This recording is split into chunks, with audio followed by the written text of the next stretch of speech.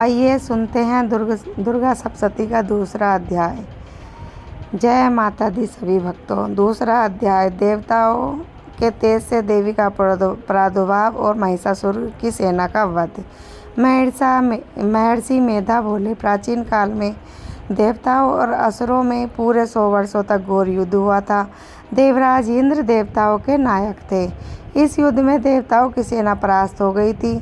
इस प्रकार संपूर्ण देवताओं को जीत महिषासुर इंद्र बन बैठा था। युद्ध के पश्चात सभी हारे हुए देवता प्रजापति ब्रह्मा जी को साथ लेकर उस स्थान पर पहुँचे जहाँ की भगवान शंकर विराजमान थे। देवताओं ने अपनी हार का सारा वृत्तांत भगवान विष्णु और शंकर जी को सुनाया। वह कहने लगे, हे प्रभु, महिषासुर सूर्य, चंद्रमा, इंद्र, अग्नि, वायु, यम, वरुण, अन्य देवताओं का सबका अधिकार छीनकर राक्षस स्वयं अधिष्ठाता बन बैठे हैं। उन्होंने समस्त देवताओं को स्वर्ग से निकाल दिया है। वह मनुष्य की तरह पृथ्वी पर विचर कर रहे हैं। देवताओं की सारी करतूत हमने आपको सुना दी। हम आपकी शरण में हैं और इसलिए आए हैं कि आप उनके वध का कोई उपाय सोचें। देवताओं की बातें सुनकर भगवान विष्णु और शंकर जी को दैत्यों पर बहुत गुस्सा आया। उनकी भौहें तन गईं, आंखें लाल हो गई। गुस्से से भरे हुए भगवान विष्णु के मुख से बड़ा भारी तेज निकला। उसी प्रकार तेज भगवान शंकर, ब्रह्मा जी, इंद्र आदि दूसरे देवताओं के मुख से प्रकट हुआ। फिर वह सारा तेज मिल गया और तेज एक पुंज में विराजमान हो गया। देवताओं ने देखा कि उस पर्वत पर ज्वाला चारों तरफ फैली हुई थी। देवताओं के शरीर से प्रकट हुए तेज की किसी अन्य से तुलना नहीं की जा सकती थी। एक स्थान पर इकट्ठा होने पर वह तेज एक देवी के रूप में परिवर्तित हो गया और अपने प्रकाश से तीनों लोकों में व्याप्त जान पड़ा।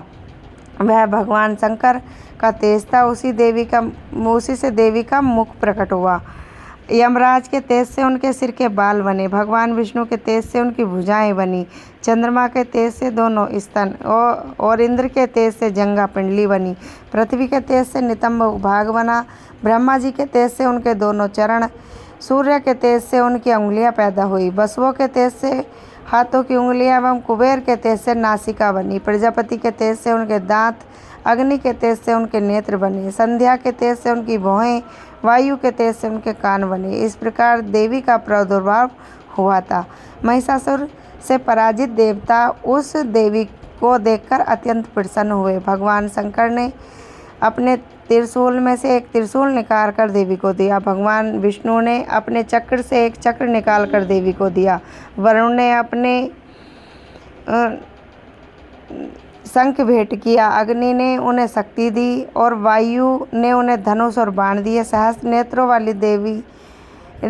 नेत्रों वाले श्री देवराज इंद्र ने उन्हें अपना वज्र से उत्पन्न करके एक वज्र दिया और ऐरावत हाथी का एक घंटा उतारकर देवी को भेंट किया। यमराज ने उन्हें कालदंड में से एक दंड दिया। वरुण ने उन्हें पास दिया। प्रजापति ने देवी को स्फटिक की माला दी। ब्रह्मा जी ने उन्हें एक कमंडल दिया। सूर्य ने देवी को समस्त रोमों में अपनी किरण का तेज भर दिया। काल ने उनकी चमकती हुई ढाल और तलवार दी और उज्जवल हार, दिव्य वस्त्र भेंट किए। इसके साथ ही उन्हें दिव्य चूड़ामणि दी। 2 कुंडल, कंकण, उज्ज्वल अर्धचंद्र, बाहों के लिए बाजूबंद, चरणों के लिए नूपुर, गले के लिए सुंदर हंसली और अंगुलियों के लिए रत्नों से बनी हुई अंगूठियां दी। विश्वकर्मा ने उन्हें फरसा दिया और उनके साथ कई प्रकार के अस्त्र और अभेद कवच दिए। इसके अतिरिक्त उसने कभी न कुमलाने वाले सुंदर कमलों की मालाएं भेंट की। समुद्र ने सुंदर कमल के फूल भेंट किया। हिमालय की सवारी के लिए सिंह तथा तरह तरह के रत्न देवी को भेंट किए। यक्षराज कुबेर ने उन्हें मधु से भरा हुआ पात्र और शेषनाग ने उन्हें बहुमूल्य मणियों से विभूषित किया, नागहार भेंट किया। इसी तरह देवताओं ने भी आभूषण, अस्त्र देकर उनका सम्मान किया। इसके पश्चात देवी ने उच्च स्वर में गर्जना की। इस भयंकर नाद से आकाश गूंज उठा। देवी की उच्च स्वर से किया हुआ सिंहनाद समान असंख्य आकाश उनके सामने छोटा प्रतीत होने लगा। उससे बड़े जोर की प्रतिध्वनि हुई। जिससे समस्त विश्व में हलचल मच गई। समुद्र काँप उठे, पृथ्वी डोलने लगी और सब पर्वत हिलने लगे। देवताओं ने उस समय प्रसन्न हो सिंह वाहिनी जगत में देवी से कहा, हे देवी तुम्हारी जय हो। इसके साथ ही महर्षियों ने भक्तिभाव से विनम्र होकर उनकी स्तुति की। संपूर्ण त्रिलोकी को शोक मग्न देखकर दैत्यगण अपनी सेनाओं के साथ लेकर हथियार आदि सजाकर उठ खड़े हुए। महिषासुर को क्रोध की कोई सीमा नहीं थी। उसने क्रोध में भरकर कहा, यह सब क्या उत्पात है। फिर वह अपनी सेना के साथ उस ओर दौड़ा जिस ओर भयंकर नाद शब्द सुनाई दिया था। आगे पहुंचकर उसने देखा कि देवी अपनी प्रभा से तीनों लोकों में प्रकाशित कर रही थी। उनके चरणों का भार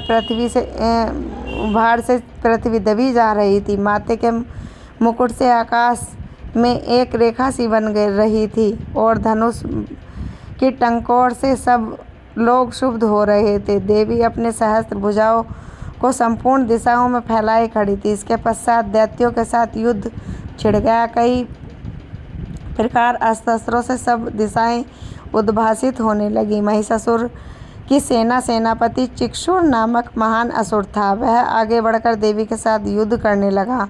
दूसरे दैत्यों की चतुरांगणी सेना के साथ लेकर चामर भी लड़ने लगा और 60,000 महारथियों को साथ लेकर उग्र नामक महादैत्य आकर युद्ध करने लगा। महाहनु नामक असुर 1 करोड़ रथियों को लेकर असीलोमा नामक असुर 5 करोड़ सैनिकों के साथ युद्ध करने लगा। वासकाल नामक असुर 60 लाख असुरों के साथ युद्ध में आ डटा। विडाल नामक असुर 1 करोड़ रथियों के साथ सहित युद्ध लड़ने को तैयार था। इसके अतिरिक्त भी और हजारों असुर थे, घोड़ों के साथ लेकर लड़ने लगे। इनके पश्चात महिषासुर करोड़ों रथों, हाथियों, घोड़ों सहित वहां आकर देवी के साथ लड़ने लगा। तभी असुर तोमर, भिंदी, पाल, शक्ति, मूसल, खड़गों, फरसों, पट्टियों के साथ रणभूमि में देवी के साथ युद्ध करने लगे। कई शक्तियाँ फेंकने लगे और कई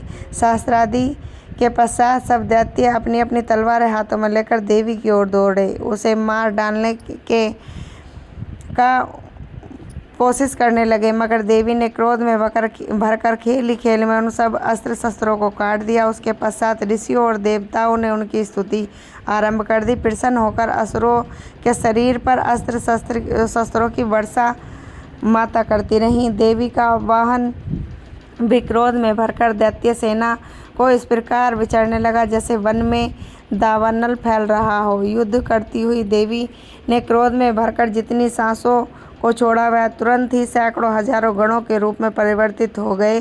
फरसे, भिंदी, पाल, खड़ग तथा पटिस इत्यादि अस्त्रों के साथ दैत्यों से युद्ध करने लगे। देवी शक्ति से बढ़े हुए गण दैत्यों का नाश करते हुए ढोल, शंख, मृदंग आदि बज रहे थे।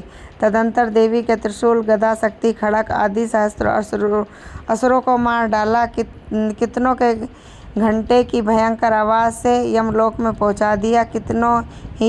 कितने ही असुरों को उसने अपने पास में बांधकर पृथ्वी पर धर घसीटा। कितनों के अपनी तलवार से टुकड़े टुकड़े कर गदा की चोट से धरती में सुला दिया। दैत्य मूसल की मार से घायल होकर रक्त बमन करने लगे और कई शूल से छाती फट जाने के कारण पृथ्वी पर लेट गए। कितने बाणों किससे कमर टूट गई। देवताओं की पीड़ा देने वाले दैत्य कट कट कर मरने लगे। कितनों की बाहें अलग हो गईं, कितनों की ग्रीवाएं कट गईं, कितनों के सिर कट कट कर भूमि पर लुढ़क गए, कितनों के शरीर बीच में से कट गए, कितनों के जंघाएं फट गईं, धरती पर गिर पड़े और जिनके सिर पैर कटने पर भी भूमि से उठ खड़े हुए शस्त्र लेकर देवी से लड़ने लगे। कई दैत्यगण भूमि और बाजों की ध्वनि के साथ नाच रहे थे। कई असुर जिनके सिर कट चुके थे बिना धड़ से ही हाथ में अस्त्र लिए हुए लड़ रहे थे। दैत्य रहकर ठहरो ठहरो कहते हुए देवी युद्ध के लिए ललकार रही थी। जहाँ एक और घोर संग्राम था, वहीं भूमि रथ, हाथी, घोड़े और असुरों की लाशों से भर गई थी। असुर सेना के बीच में रक्तपात होने के कारण रुधिर की नदियाँ बह रही थी। इस तरह देवी ने देवी ने असुरों की विशाल सेना को क्षण भर में इस तरह से नष्ट कर डाला जैसे तृण में काष्ठ के बड़े समूह को अग्नि नष्ट कर डालती है।